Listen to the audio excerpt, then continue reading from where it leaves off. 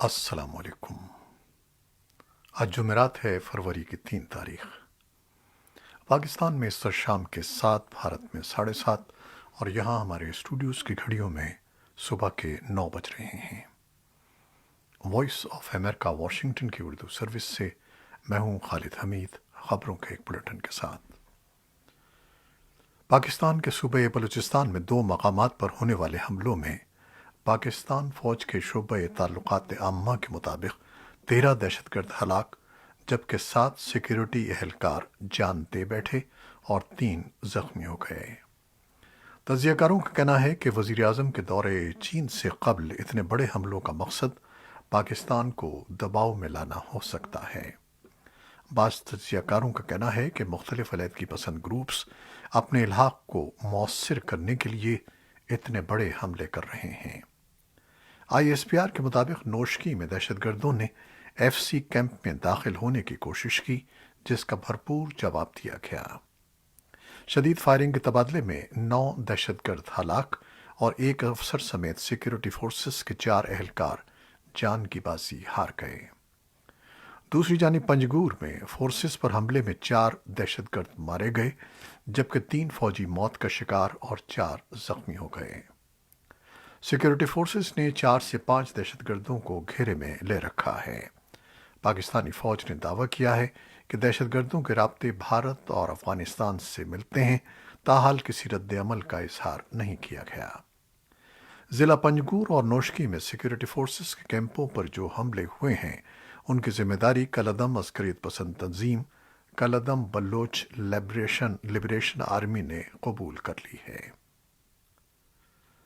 بھارت کی اصل اپوزیشن جماعت کانگریس پارٹی کے سینئر رہنما اور رکن پارلیمنٹ راہل گاندھی کے اس الزام پر کہ نریندر مودی حکومت کی خارجہ پالیسی بری طرح ناکام ہے اور اس پالیسی کی وجہ سے یہ پاکستان اور چین ایک دوسرے کے قریب آ گئے ہیں، بظاہر ایک تنازع پیدا ہو گیا ہے۔ جبکہ راہل گاندھی کے الزام پر امریکی محکمہ خارجہ کے ترجمان نیٹ پرائس نے کہا کہ وہ ان کے اس بیان کی توثیق نہیں کریں گے۔ انہوں نے امریکہ اور پاکستان کے تعلقات کے حوالے سے کہا کہ پاکستان امریکہ کا اسٹریٹجک شراکت دار ہے۔ راہل گاندھی نے بدھ کے روز پارلیمنٹ میں بجٹ پر ہونے والی بحث میں حصہ لیتے ہوئے مودی حکومت پر متعدد الزامات عائد کیے تھے۔ انہوں نے کہا کہ بھارت چاروں طرف سے مخالفین سے گھر گیا ہے اور وہ خطے میں الگ تھلگ پڑ گیا ہے۔ ان کے مطابق بھارت کا اسٹریٹجک ہدف چین اور پاکستان کو الگ الگ رکھنا ہونا چاہیے تھا، لیکن حکومت نے ان دونوں کو ایک دوسرے کے قریب کر دیا ہے۔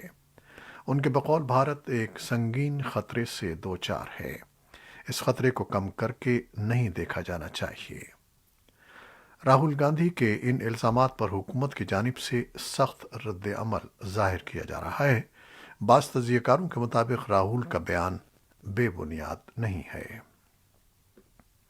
ادھر پاکستان کے سابق سیکریٹری خارجہ اعجاز چودھری کا کہنا ہے کہ یہ تاثر درست نہیں ہے کہ خطے میں ہونے والی حالیہ تبدیلیوں کی وجہ سے پاکستان اور چین ایک دوسرے کے قریب ہو گئے ہیں۔ وائس آف امریکہ سے گفتگو کرتے ہوئے اعجاز چودھری نے کہا کہ پاکستان اور چین گزشتہ 70 سال سے نہایت قریبی دوست رہے ہیں اور یہ دوستی اب بھی برقرار ہے۔ انہوں نے کہا کہ چین نے کبھی بھی پاکستان کے اندرونی معاملات میں مداخلت نہیں کی ہے، بلکہ بین الاقوامی سطح پر چین نے ہمیشہ پاکستان کی حمایت کی ہے، اور دوسری جانب پاکستان بھی چین کی خارجہ پالیسی کی ترجیحات کی حمایت کرتا رہا ہے، کیونکہ پاکستان اور چین کی دوستی باہمی اعتماد اور باہمی احترام پر مبنی رہی ہے۔ اعجاز چودھری کا کہنا تھا کہ پاکستان اور چین کے سیاسی تعلقات پہلے اچھے تھے، اب سی پیک کے بعد اقتصادی تعلقات بھی گہرے ہو گئے ہیں اور وزیر اعظم عمران خان کے دورہ چین کے بعد اقتصادی تعلقات کو مزید فروغ ملے گا۔ لیکن انہوں نے کہا کہ یہ کہنا درست نہیں ہے کہ پاکستان چین کے قریب ہے، اس لیے وہ امریکہ سے دور ہو گیا ہے۔ اعجاز چودھری کا کہنا تھا کہ ہر ملک کے ساتھ تعلقات کی اپنی اپنی نوعیت اور مقام ہوتا ہے۔ رائٹرز کی رپورٹ کے مطابق امریکہ نے بدھ کو کہا ہے کہ بین الاقوامی بینک فلاحی مقاصد کے لیے افغانستان میں رقم منتقل کر سکتے ہیں۔ اور امدادی گروپوں کو اجازت ہے کہ وہ سرکاری اداروں میں اساتذہ اور صحت کی دیکھ بھال کرنے والے کارکنوں کو طالبان پر پابندیوں کی خلاف ورزی کے خوف کے بغیر ادائیگی کر سکتے ہیں۔ افغانستان کے بغلان صوبے کے ضلع نہرین میں گزشتہ رات کوئلے کی کان کے منہدم ہونے سے کم از کم 11 مزدور ہلاک ہو گئے ہیں۔ ڈیزاسٹر مینجمنٹ کی وزارت کے ایک طالبان اہلکار ملا جانان نے وائس آف امریکہ کو بتایا ہے کہ کچھ کانکن ابھی تک لاپتہ ہیں۔ میانمار کے جنگ زدہ علاقے ساکانگ میں فوجیوں نے 2 دیہاتوں میں 400 سے زیادہ گھروں کو مسمار کر دیا ہے۔ فوجی جنتا مخالف قوتوں کے لیے پناہ گاہ فراہم کرنے کا الزام عائد کر رہی ہے۔ ایک اندازے کے مطابق 10,000 شہری نقل مکانی پر مجبور ہوئے ہیں۔ ذرائع نے ریڈیو فری ایشیا کی میانمار سروس کو بتایا کہ حملہ 31 جنوری کی شام کو ہوا۔ ایک رہائشی نے انتقامی کارروائی کے خوف سے اپنا نام ظاہر نہ کرنے کی شرط پر بتایا کہ فوجیوں نے میٹون میں 265 گھروں میں سے 220 اور پان میں 800 گھروں میں سے تقریباً 1/4 کو تباہ کر دیا۔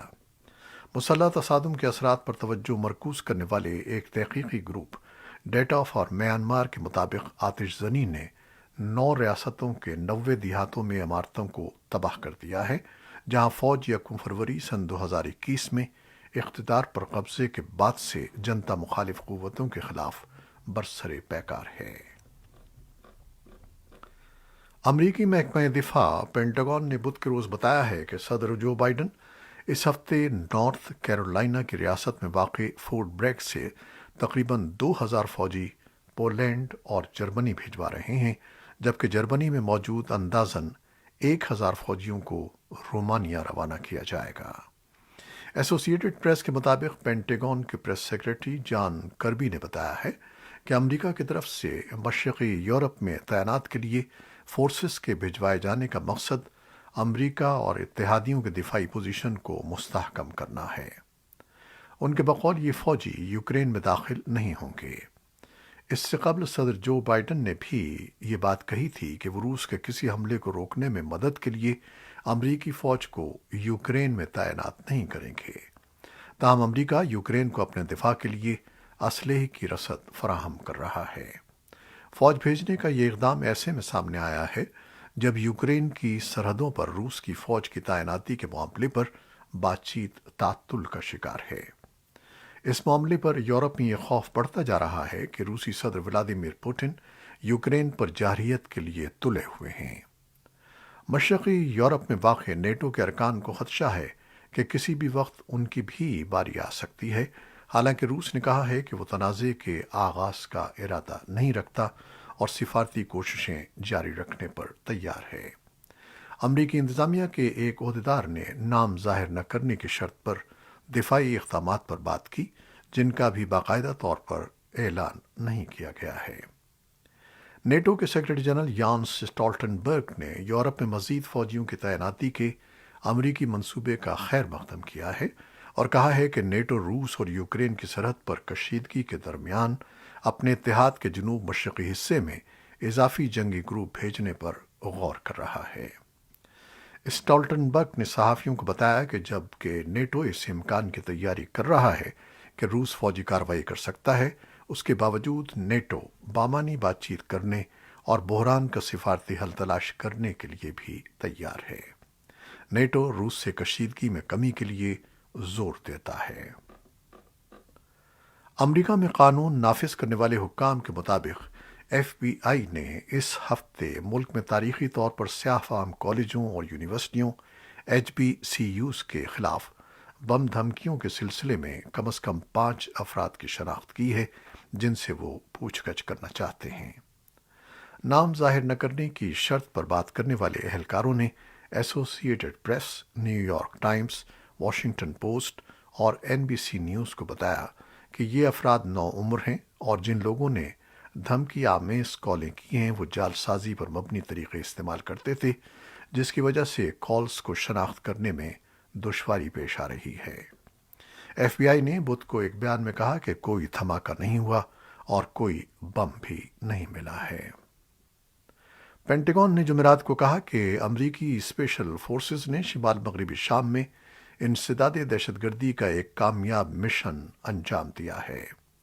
پینٹاگون کے ترجمان جان کربی کے ایک بیان میں مشن یا اس کے ہدف کے بارے میں کوئی تفصیل نہیں بتائی گئی، صرف یہ کہا گیا کہ اس میں کوئی امریکی جانی نقصان نہیں ہوا اور فوج بعد میں مزید معلومات فراہم کرے گی۔ رہائشیوں نے صحافیوں کو بتایا کہ تقریباً 2 گھنٹے تک جاری رہنے والے آپریشن میں ہیلی کاپٹر استعمال ہوئے اور گولہ باری اور دھماکے بھی شامل تھے۔ کئی شہری مارے گئے ہیں۔ یہ حملہ ادلب صوبے میں رات کے وقت کیا گیا، جو ترکی کی سرحد کے قریب شام کے باغیوں کے زیر قبضہ آخری علاقہ ہے۔ یہ علاقہ القاعدہ اور دیگر عسکریت پسند گروپوں کے کئی اعلیٰ کارندوں کا ٹھکانہ بھی ہے۔ امریکی فوج نے اس سے قبل خطے میں القاعدہ کے اعلیٰ سطحی رہنماؤں کو نشانہ بنایا ہے اور اکثر مسلح ڈرون سے فضائی حملوں پر انحصار کیا ہے۔ کرونا وائرس سے متعلق خبریں۔ پاکستان نے کرونا ویکسینیشن میں نیا سنگ میل عبور کرنے کا دعویٰ کیا ہے۔ ملک کی وزارت قومی صحت کے مطابق 12 سال سے زائد عمر کے اسکول جانے والے 50% طلبہ کی ویکسینیشن کر لی گئی ہے۔ وزارت صحت کا کہنا ہے کہ ہمارے بچوں کے تحفظ اور تندرستی کے لیے کرونا وائرس کے خلاف ویکسینیشن جاری رہے گی۔ بھارت میں کرونا وائرس سے مزید 1,72,000 سے زائد افراد متاثر ہوئے ہیں۔ بھارت کی وزارت صحت کے مطابق گزشتہ 24 گھنٹوں میں کرونا وائرس سے متاثرہ 1,008 افراد ہلاک ہوئے۔ افغانستان میں اومیکرون ویرینٹ کے ٹیسٹ کی سہولیات کی کمی کے درمیان پورے ملک میں گزشتہ 2 ہفتوں میں کرونا وائرس کے کیسز میں اضافہ ہوا ہے۔ وزارت صحت عامہ کا کہنا ہے کہ بدھ کے روز 15 صوبوں میں کرونا وائرس کے 448 کیسز رجسٹر ہوئے ہیں۔ کابل، قندھار اور ہلمند میں کرونا وائرس کے کیسوں کی بڑی تعداد درج کی گئی ہے۔ وائٹ ہاؤس نے بدھ کو وائس آف امریکہ کو بتایا کہ امریکہ نے فائزر بائیو ٹیک ویکسین کی 5,60,000 سے زیادہ خوراکیں مغربی افریقی ملک گھانا کو بھیجی ہیں۔ وائٹ ہاؤس کے ایک اہلکار نے وائس آف امریکہ کو بتایا کہ گھانا کے لوگوں تک محفوظ اور مؤثر ویکسین فراہم کرنے پر ہمیں فخر ہے۔ وائٹ ہاؤس کی طرف سے بتائی جانے والی ویکسین کی خوراکیں کوویکس کے ذریعے تقسیم کی جائیں گی، جو ایک عالمی اقدام ہے اور جس کی بنیاد کووڈ ویکسینز تک مساوی رسائی کو یقینی بنانے کے لیے رکھی گئی ہے۔ عالمی ادارہ صحت نے کہا ہے کہ 24 سے 30 جنوری کے ہفتے کے دوران دنیا بھر میں وائرس کے نئے کیسز کی تعداد اس ہفتے کے قبل کے برابر تھی۔ تاہم اس دوران 59,000 اموات ہوئیں، جو 9% اضافے کو ظاہر کرتی ہیں۔ امریکہ کے کئی شہروں میں مقامی حکام اسکولوں اور پبلک ٹرانسپورٹ کے علاوہ باقی جگہوں پر چہرے کے ماسک کی پابندیاں اٹھا رہے ہیں، تاہم نیو یارک میں اس اقدام کو عدالت میں چیلنج کر دیا گیا ہے۔ اسی طرح انگلینڈ، فرانس، آئرلینڈ اور نیدرلینڈ سمیت کئی یورپی ملکوں میں پابندیاں نرم کی جا رہی ہیں۔ ناروے نے 10 سے زیادہ افراد کے اجتماعی سماجی فاصلے رکھنے سمیت کئی پابندیوں میں نرمی کر دی ہے۔ اسی طرح ڈنمارک نے بھی زیادہ تر پابندیاں ختم کر دی ہیں۔ صدر جو بائیڈن کینسر سے ہونے والی اموات کی شرح کو اگلے 25 برسوں میں 50% تک کم کرنے کا عہد کر رہے ہیں۔ یہ اس بیماری کے خلاف ایک نیا عظیم عہد ہے جس کا اعلان سن 2016 میں اس وقت کیا گیا تھا جب بائیڈن نائب صدر تھے۔ بائیڈن انتظامیہ کے سینئر عہدیداروں کے مطابق، جنہوں نے نام ظاہر نہ کرنے کی شرط پر بدھ کے اعلان کا پیشگی جائزہ لیا تھا، کہا کہ یہ مسئلہ بائیڈن کے لیے ذاتی طور پر بھی بہت اہم ہے، کیونکہ سن 2015 میں صدر بائیڈن نے اپنے بڑے بیٹے بو کو دماغی کینسر سے کھو دیا تھا۔ امریکی کینسر سوسائٹی کا اندازہ ہے کہ امکان ہے کہ اس کینسر سے 19 لاکھ نئے کیسز اور 6 لاکھ اموات اس سال ہو سکتی ہیں۔ یہ تھیں وہ خبریں جو فیس بک لائیو پر ہم نے آپ کے لیے پیش کیں۔ ویب سائٹ، یوٹیوب اور پوڈ کاسٹ پر یہ بلیٹن آپ کے لیے پوسٹ کر دیا جاتا ہے۔ آپ ہمارے اس بلیٹن کو شیئر کرتے ہیں اور اپنے کمنٹس میں اپنی محبت کا اظہار کرتے ہیں۔ اپنا یہ سلسلہ جاری رکھیے گا، ہمیں اپنی دعاؤں میں یاد رکھیے گا۔